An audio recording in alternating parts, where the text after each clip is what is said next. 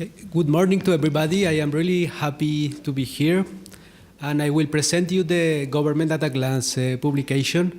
But before starting, I would like to ask you how many of you are familiar with this work and how many of you have actually used the publication.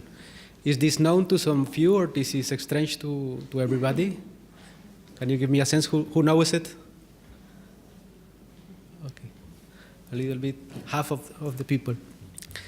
So I will tell you a little bit what is this. So this is a biennial publication. This is the flagship publication of the Public Governance Directorate at the OECD. I will present you some results of the fourth edition. This is a data-driven publication. It presents indicators on the whole production chain of governments. It started in 2007, and it started with indicators on inputs and processes. But increasingly, we have been moving in the direction of including also data on outputs and outcomes. It includes the 34 OECD member countries, but the methodology has also the potential to be expanded to other countries and regions.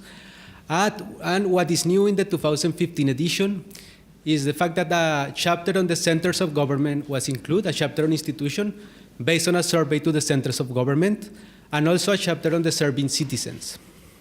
I will show some results of this later on. So basically, this is our framework. We take into account the institutional context of countries. We present data on the inputs that government use to produce goods and services, what are the processes that they follow to do this, and the outputs and outcomes that they deliver. But how is this important for policy development? Basically, what this publication does is that it provides comparative data on government capacity and government performance. It supports policymakers to understand what are the government priorities by providing indicators. And it also helps governments to serve the citizens better. And also for practitioners, it's really useful, because in many occasions, this allows practitioners to understand better their practices. We are more and more trying to do indicators that are comparable over time, so that allow countries to show their progress over time. Also, this is a benchmarking tool and a learning tool that gives the possibility to learn from countries with similar problems. And also, this allows to link performance to practices over time. So these are the topics covered in the publication. So we have some core topics, so some topics that appear in every edition. These are basically the public finance, the public employment, public procurement, etc. We have some other topics, most notably on processes, that appear every 2-3 editions, and this is because many of the practices take time to change. For instance, the survey on budgeting practices and procedures, we do it every 4 or 5 years. And we have some special features that are topical to every edition. In 2015, we presented something on health budgeting and something on remunerations and employment reforms due to the financial crisis. So now I will walk you relatively quickly through some of the results of the publication, some of the data that we display in this edition. So this is to show that governments are key players in the economy. Here we have government employment as a share of total employment and government expenditure as a share of GDP. In OECD countries, around 21% of total employment comes from the government, and around 40% of public expenditure. So what happens to government really matters in the economy. But it's not only about how big is the government, but how it is composed. And here I am showing you the share of women parliamentarians. And what we see is that on average for OECD countries, 28%. It has increased since 2002 by 8 percentage points. And it's close to parity in some countries, Sweden, Finland, Iceland, Scandinavian countries, but it's really far in others such as Turkey, Hungary, or Japan. The countries that are in light blue are those that have legislated gender quotas. Also, the composition of public spending. So basically, what is the money spent on? The most important category, social protection. Also, health and education, really important. General public services, that includes the debt service, and economic affairs, that include the subsidies.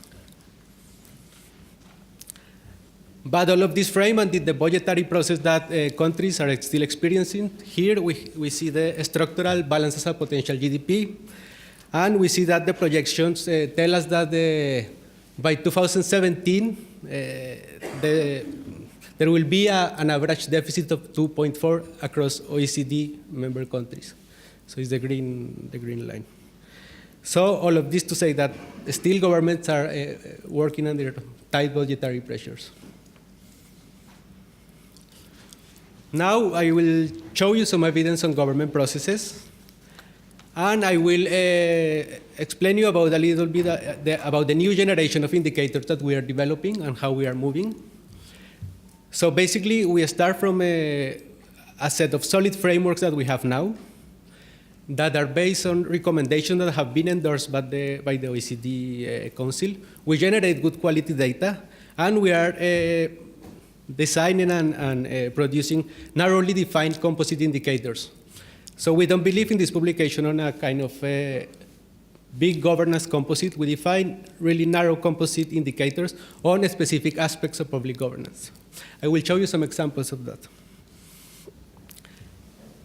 So this is the recommendations that have been adopted in the area of public governance by OECD member countries. You see that there is wide variation on the type of topics that this cover. It goes from gender in the public life to investment across level of governments. And there is one recommendation that is not OECD, is the G8 International Open Data Charter that we use for an index on open data. Just to give you some example of how we are measuring, how we are designing these composites. So basically, this is from the regulatory quality area. There were three principles, one in stakeholder engagement, one in regulatory impact assessment, and one on ex post evaluation. For each of these, we are taking into account 4 components: whether or not this is systematically adopted, whether or not this has a sound methodology, if this is transparent and information is made available to the public, and whether or not there is an oversight and quality control body. Each composite goes from 0 to 4, and each of these components has a score from 0 to 1. So just to show you some of the results, this is the composite indicator on regulatory impact assessment. We see that the countries that scored the best are the United Kingdom, Mexico. There is also a specific score for the European Union. And basically, in general terms, what we see is that most countries have a methodology for regulatory impact assessment, have gone with the systematic adoption of it, but those that score better are those that actually have an oversight and quality control body, and those that are transparent and that actually disclose the results of these RIA. Here is the Open Data Composite Index that is based on the G8 Data Charter. So basically, it looks at three components: whether governments make their data available, if that data is available, whether it is accessible, so it's easy for people to actually get it and manipulate it, and to the extent to which governments actually support the reuse of this data. Countries that score better are Korea and France, and the ones that score not so well are Sweden, Poland. Turkey does not have an open government data portal. But just to tell you, for instance, in the case of Sweden, that is a country that we are not used to see scoring that low in the indicators. This will probably change because they have already started a reform of their open government data portal. And for the next measurement, this is likely to increase substantially.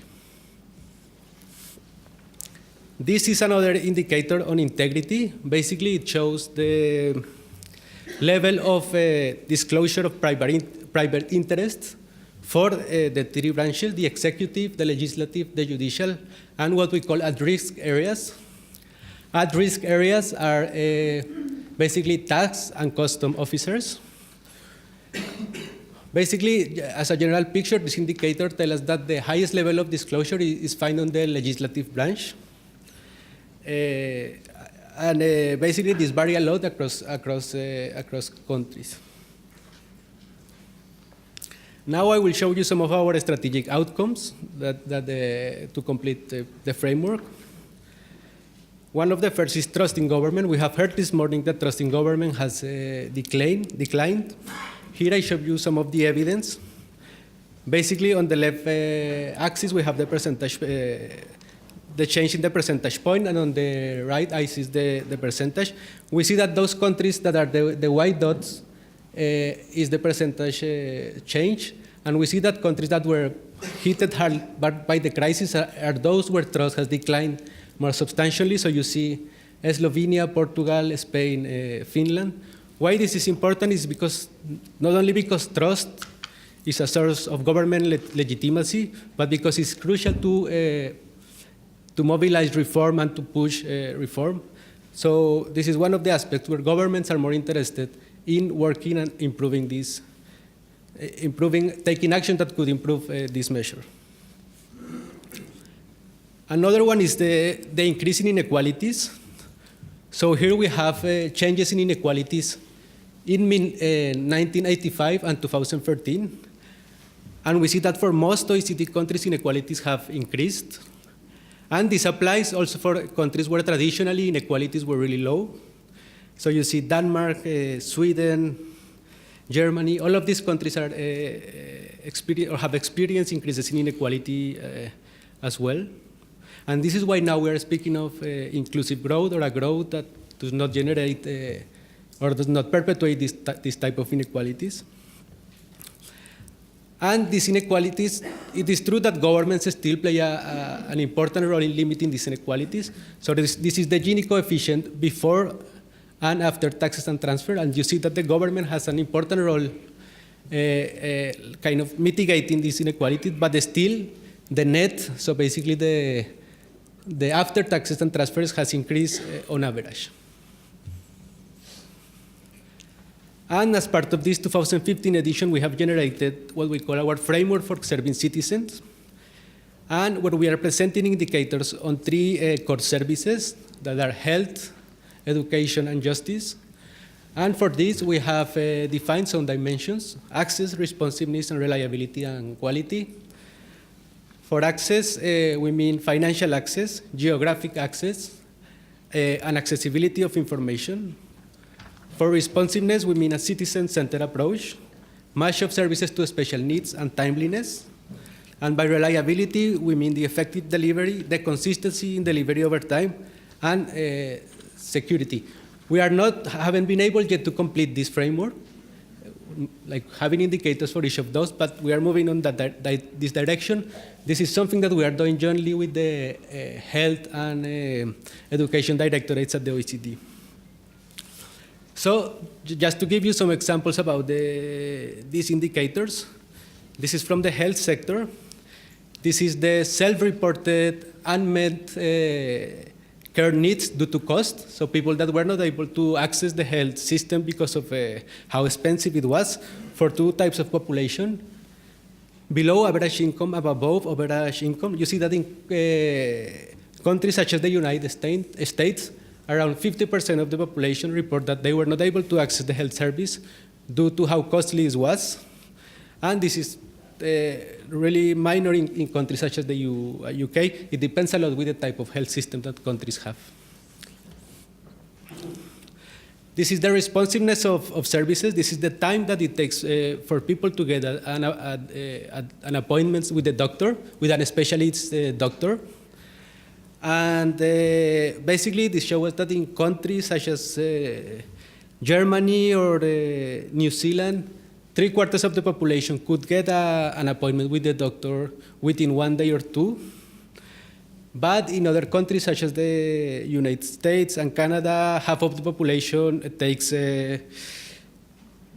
more than 4 weeks to have this appointment.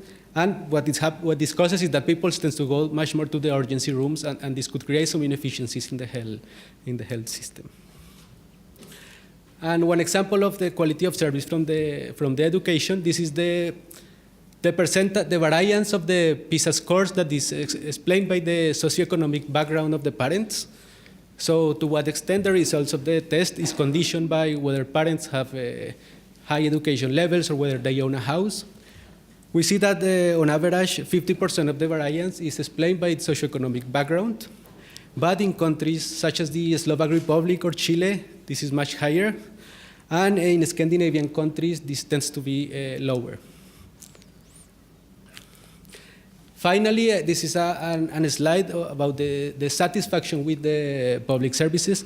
Basically, our argument is that all of these dimensions of the public service framework should lead to better satisfaction with services. This provides us somehow a better picture for governments because it shows that while countries tend to distrust their national government, they have higher satisfaction with the public services that in many occasions are provided at the local levels, framing in the discussion that we were having this morning.